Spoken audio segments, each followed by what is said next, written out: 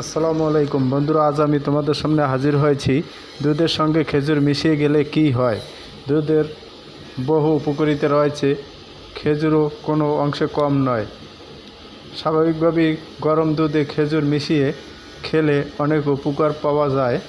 একসঙ্গে খেলে যে যে উপকারিতা পাওয়া যাবে, শরীরের শক্তি বাড়ে, খেজুরে আছে প্রাকৃতিক শর্করা, দুধে রয়েছে ক্যালসিয়াম ও ভিটামিন সি। একসঙ্গে দুটি মিশিয়ে পুষ্টিগুণে বেড়ে যায়, অনেক শক্তি হয়।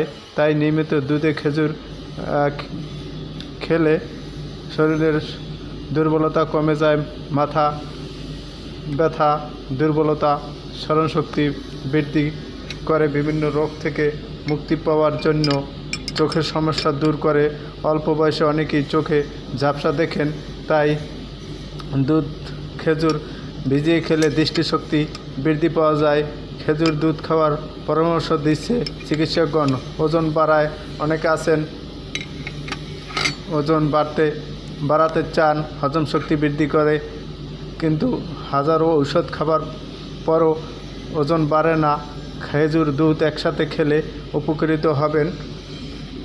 ডায়াবেটিস নিয়ন্ত্রণ থাকে, রক্তে শর্করার মাত্রা নিয়ন্ত্রণ করে দুধ খেজুর।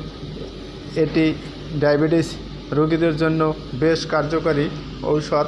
আপনি নিয়মিত ভিজিয়ে খেজুর দুধ একসাথে খেতে পারেন, তাহলে শরীর সুস্থ রাখার জন্য খুব গুরুত্বপূর্ণ।